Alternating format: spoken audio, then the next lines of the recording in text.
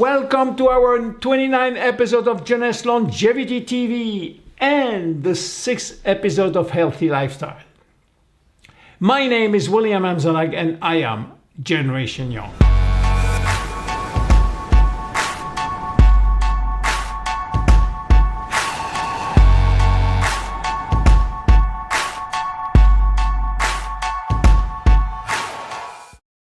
Exercise.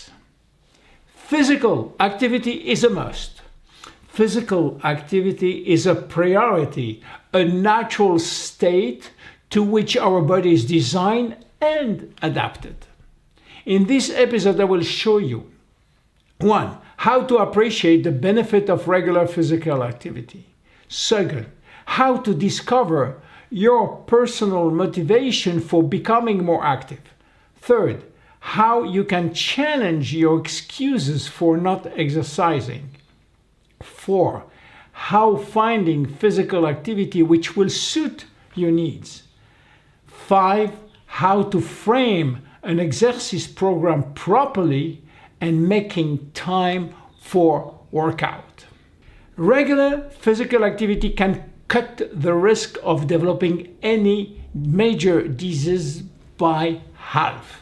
Yes, by half. On the contrary, sedentary lifestyle is now responsible for 10% of the world annual mortality. The risk of dying from any causes is 15% higher among the people who sit for 8 to 10 hours a day and rise to 40% for those who sit for 11 hours or more per day. And the pattern is consistent for men and women. You have to realize that human beings were built for movement and not for sitting long hours. Today, we no longer hunt for food. We order takeout food for delivery. We don't walk, we email. We can order what we want through internet and be delivered at home. Technological advances have replaced old-fashioned muscle power, and regular and natural physical activity is today hard to get. More and more schools are cutting back on physical education programs rather than expanding them. This is happening despite the fact that there is solid evidence that good physical programs can enhance academic performances. This has given rise to what we call a sedentary lifestyle, which is defined as spending less than 10% of your daily caloric intake in exercise. Fortunately, the solution is fairly simple. Move, and move more. So why moving more is healthy? Even modest levels of physical activity can improve your health, and there is no mystery as to why. During physical activity, there is more oxygen in your blood, increased blood flow to your muscle and lungs. Also, exercise releases painkillers such as endorphins, which boost your sense of well-being. With regular exercise, you can control your blood pressure, your cholesterol and blood sugar. It reduces inflammation and can lower significantly your risk of chronic diseases as diabetes, cancer, cardiovascular diseases, and autoimmune diseases. Over time, regular exercise leads to increased stamina, better weight control, boost in mood, enhances immune function. Resistant training protects your bones, improves sexual function in men and women. It helps reduce cravings and withdrawal symptoms while people are quitting smoking, for example. If this is enough to convince you, here is more.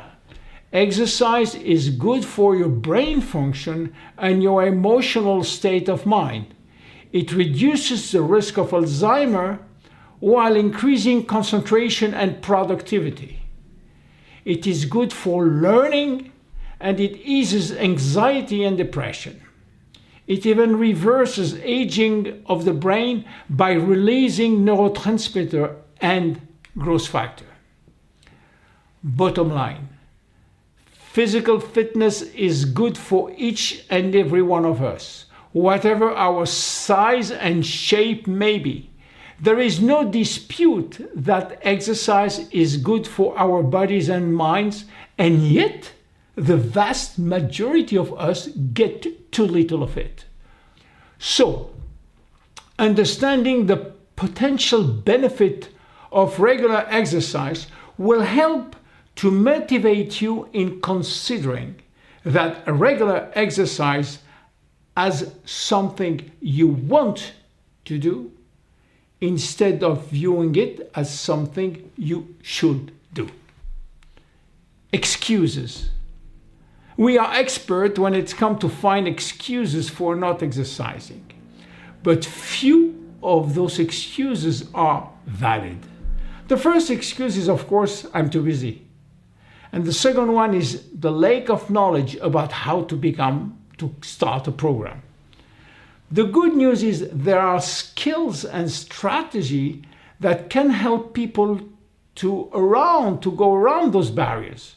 With some creative thinking, you should be able to challenge and refute excuses one by one. For instance, some people believe that only continuous exercise will yield health benefit. This is not true. Accumulating 20 to 30 minutes over the course of the day, even if it is by routine exercise or taking the stairs, can replace a 30-minute aerobic session. In fact, the key point is finding exercise that suits your style, your personal preference, and to choose form of movement that suit you. To stay active, you have to enjoy it and to get other benefit beside just the physical one. If you like to run, run. If you like to bike, bike. If you like to dance, dance. Don't assume that you don't like exercise just because you don't like some particular form of exercise. For example, if you like the social element, you will enjoy taking a class or joining a walking club or jogging with a friend. If you don't want to sweat, you can choose yoga or Pilates. If you want to do it alone, you can choose jogging, swimming, cycling, weight training. If you have a competitive nature, enjoy tennis or squash. And if you like teams, enjoy volleyball or basketball or soccer. And if you like concentration, choose martial arts or Tai Chi. And remember, 1. Every little bit of movement counts, and exercise do not have to be done all at once. 2. The goal is to get 30 minutes of moderate aerobic activity accumulated every day, 5 days a week. 3. 10 minutes is the minimum to do every day on a row. 4. 48 hours is the maximum number of hours that you should go without exercising. 5.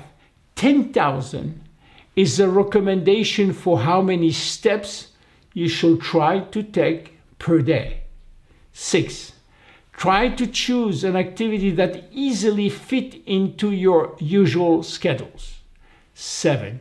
Variety is a way to keep you persistent. Do different type of movement on different days or change the intensity. And finally, you will develop an appreciation for the vitality that is coming from being fit and active. My name is William Amzalag and I am Generation Young. See you at our next episode. Bye-bye.